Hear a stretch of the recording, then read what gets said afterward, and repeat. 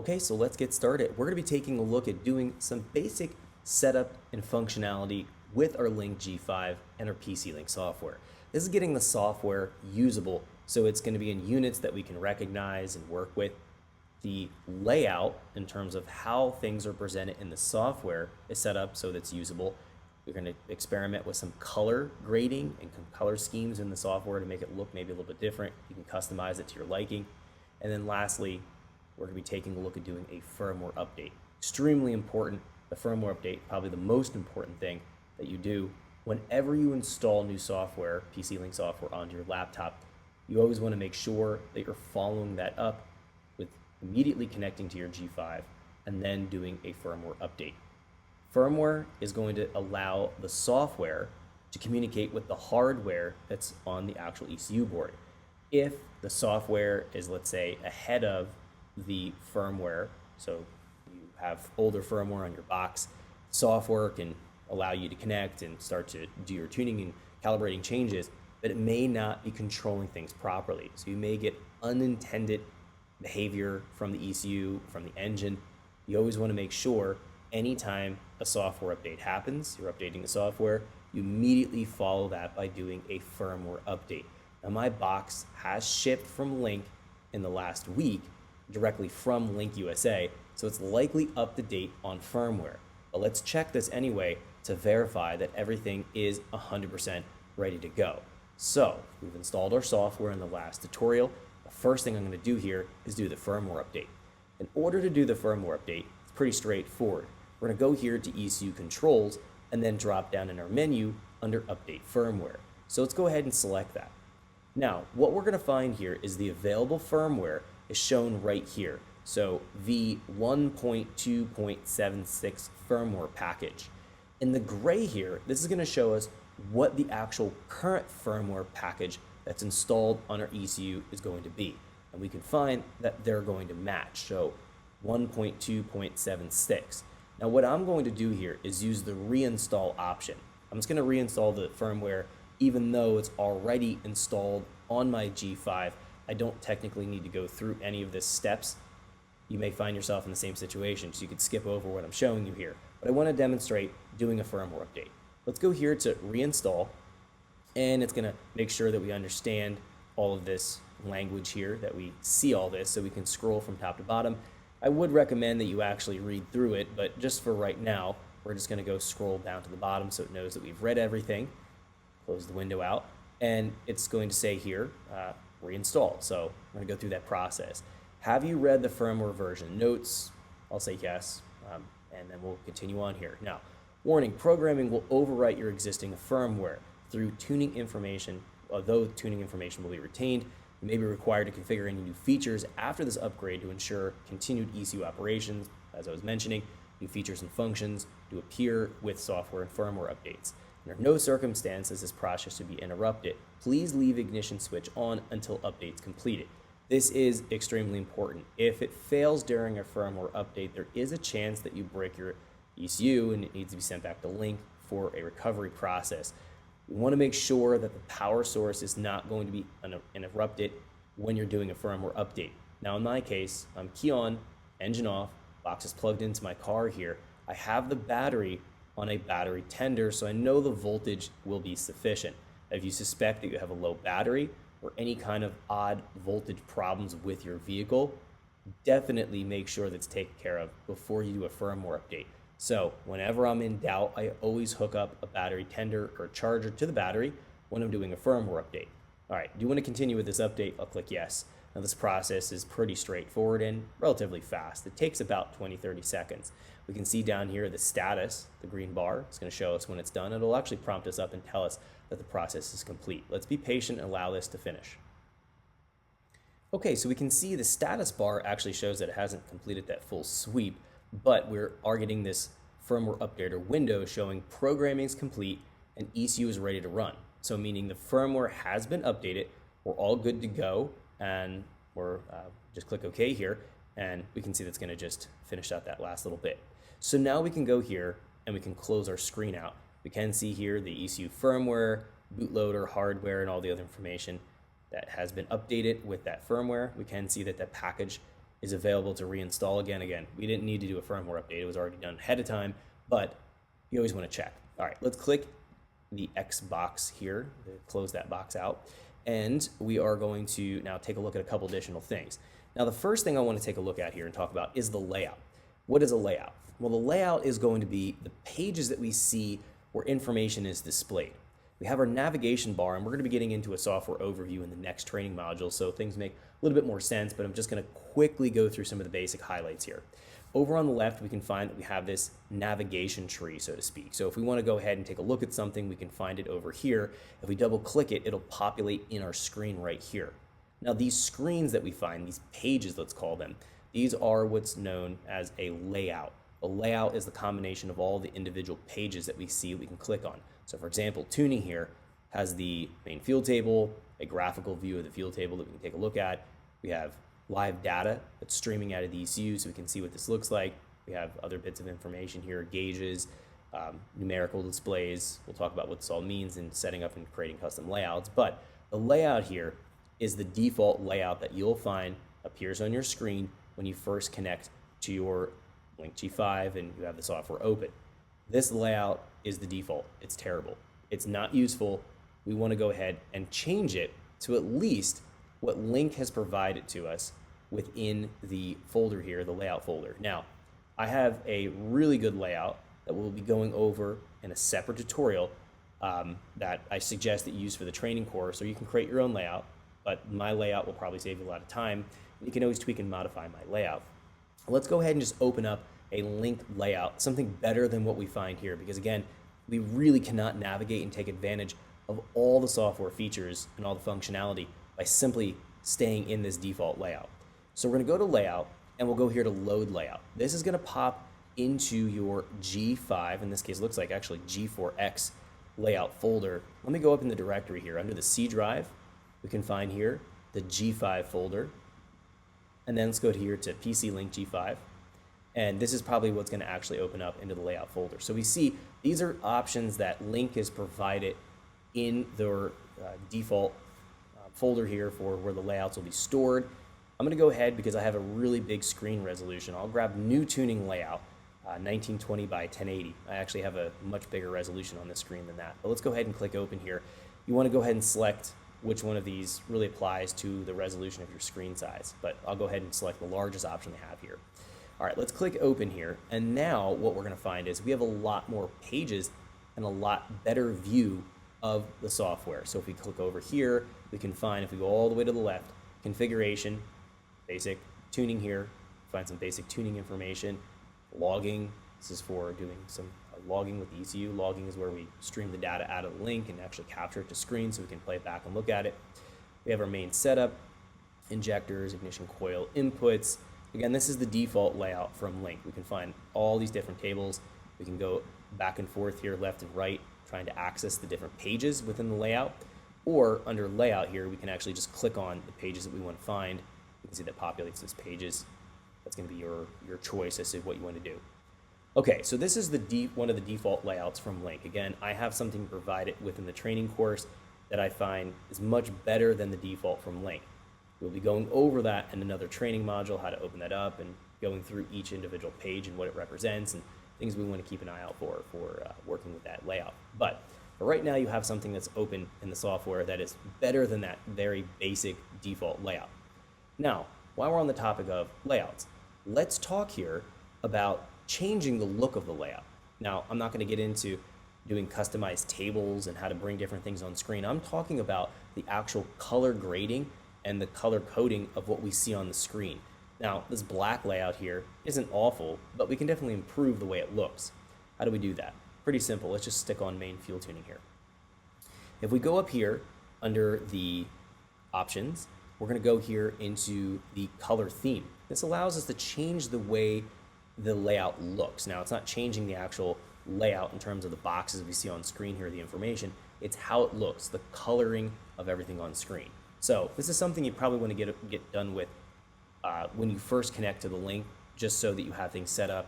You can always change it later, but I find that it's probably best to do it right off the bat here. So let's go to our color theme. Now, we see the select theme gives us some options here: blue, white, black, or gray. As we select this, it's going to change the overall theme color of our display. So right now we're on black. Isn't bad. We can go here to white. If we click apply, very washed out, very difficult to see. I don't think white's going to work very well here. Let's go to gray. Let's click apply. Now it's a little bit better. Black might be really contrasting on the screen. It actually kind of hurts my eyes after working with the software for a while. So gray isn't awful. I find that blue here is kind of a happy medium between the black and the gray. Let's click apply.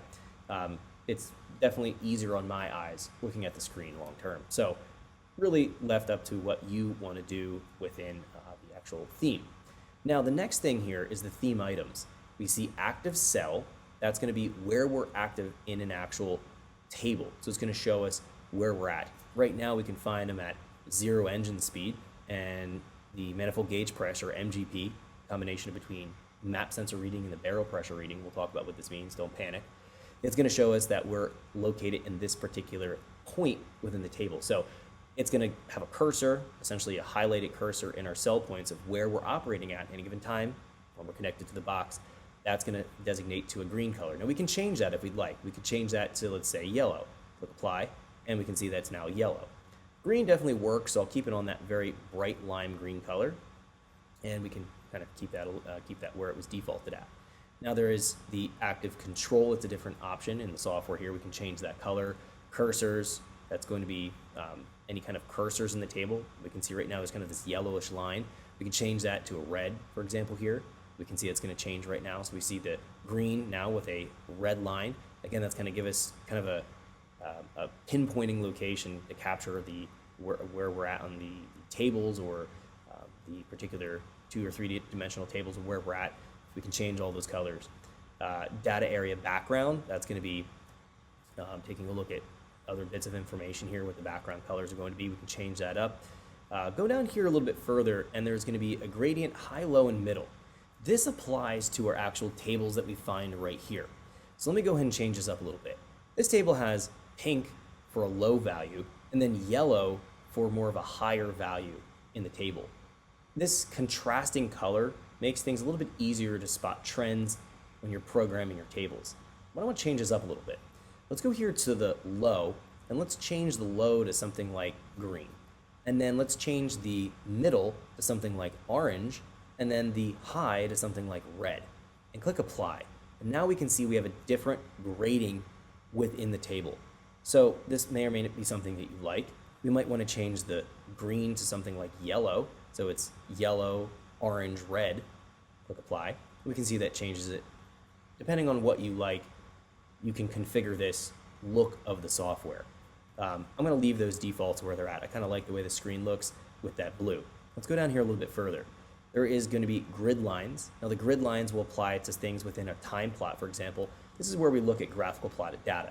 It also is going to apply to our axes on the tables. So we can see engine speed, MGP, these make up the axes for our field table. Again, don't panic about this. We'll be covering all of this heavily in future training tutorials.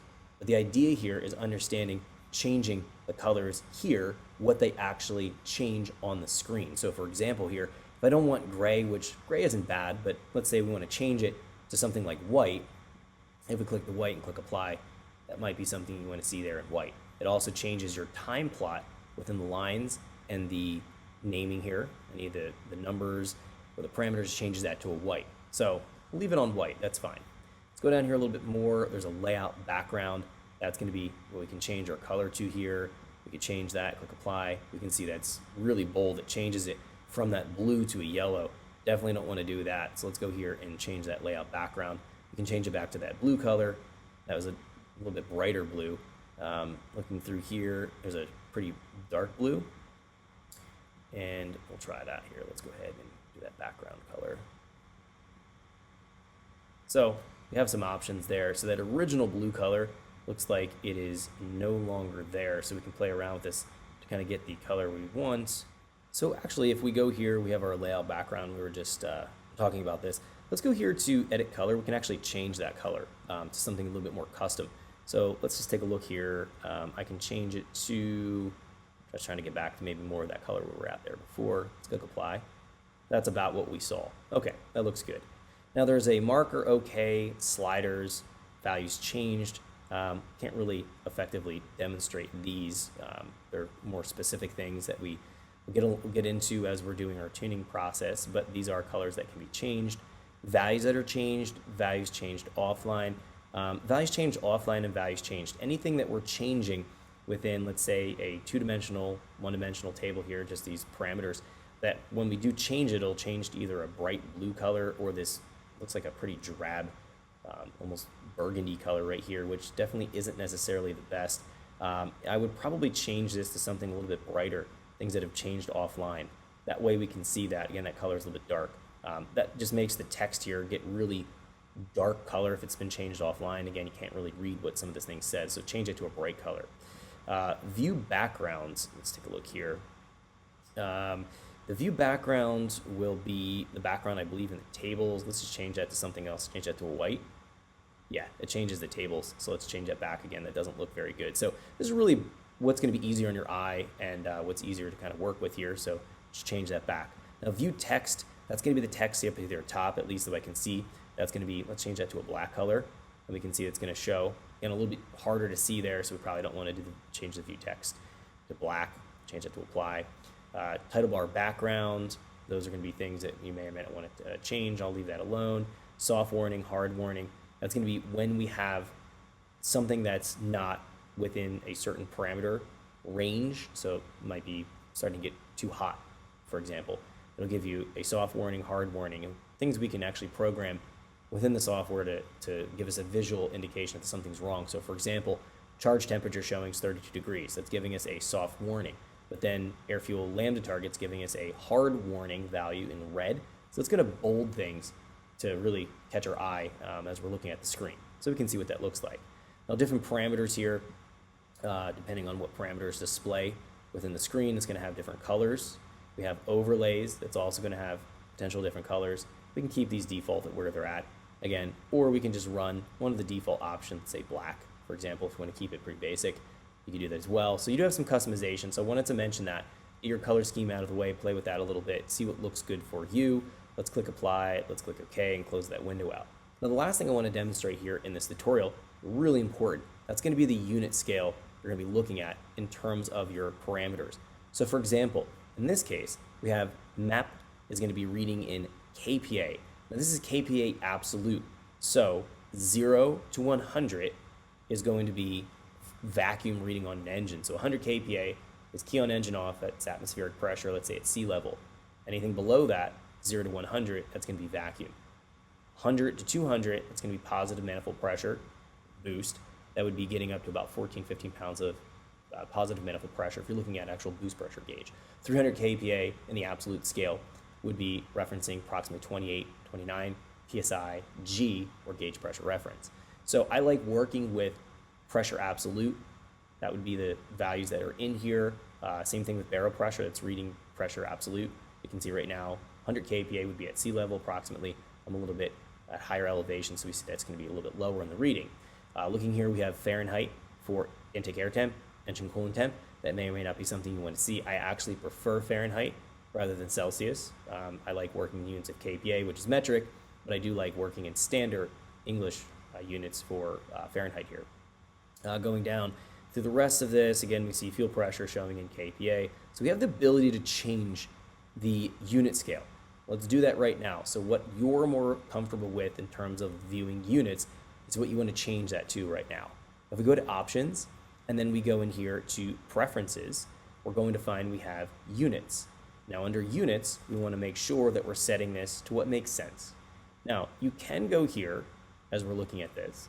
We see that we have metric, imperial, so we have these choices right here. Under preferences, we can actually see here if we go back for a second, there is an option in here, units, there we go. You can go to metric or imperial and just select this. This will just change everything over. So for example, if I'm all in imperial units, now it's going to display my pressure units in terms of PSI. So 0 PSI would be atmospheric pressure at sea level, negative 14.2 would be full engine vacuum. Then if I'm positive, let's say 14, that would be positive manifold pressure. And then obviously we're going to find ourselves in Fahrenheit. I can change that over to metric, pretty simple here. and then we can see everything's going to be metric based. So the temperature should switch over here to Fahrenheit, looking at this, but the reason why it's not, looks like the software here, let's go back to that window we were just in before, so preferences, units, we can see the way this is configured currently, that under metric, we can change this as we're going in that drop-down option and selecting metric or imperial or standard units. We have the option to kind of mix and match some of the units we're working with in here. For example, metric, I want to use kPa. Technically, metric should be set on Celsius. Speed should be kilometers per hour. Lambda, reading would be in lambda, not air fuel units. And then distance would be in meters. Then if I had imperial, if I was setting this up to be true imperial reading, Fahrenheit, mile per hour, air fuel, foot for distance, and PSI. Then if we go back in here and we select in our drop-down menu, let's say imperial, for example, everything will be Fahrenheit or PSI based.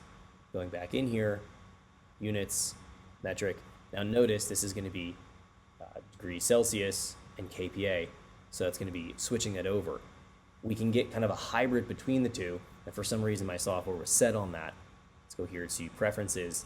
Let's go back in here to units. We can be a little bit more specific with this. So if we want to have a kind of a hybrid option, in my case, I actually prefer, if I say selecting metric, I prefer to work in units of Fahrenheit, but work in units of kPa for pressure. Distance, I'd rather look at feet. Lambda, I'd actually rather work in lambda, and speed in mile per hour. These are units that are more kind of familiar to me. So you can mix and match. So I've selected and set up my metric specifically, click OK here, and then I want to make sure that units, metric is selected, and then it will display what I want to see. So I have kPa in the absolute scale. I have my temperatures in Fahrenheit. My lambda reading would be in lambda. Any actual speed reading will be in mile per hour, or distance in feet. Again, those are units that are just more familiar with for my being in the United States. I could vary based on where your location's at. You might want to look at metric units, which probably make a lot more sense if you're from a different country. So looking at this, I've set up the software now to kind of have this feel and look that I like. I have my unit scale set up, and we know that our Link G5 box has been firmware updated. These are the basic things that we need to account for before we really start digging in and doing any actual tuning and calibrating. That's going to wrap it up here, taking a look at these basics. Any comment or questions on anything I cover in this training module, post your comment or question into the video comment section or into the private forum. I'll see you guys now in our next training tutorial. Thanks for checking out our teaser clip. If you want to see the rest of this video and more than 500 hours of current EFI training we have to offer, make sure you click right here. If you want to go and check out more teaser clips from this training course, click here, and you don't want to miss any of the videos we're going to be releasing on this channel, so make sure you subscribe and click here. Thanks for watching, and I'll see you guys later.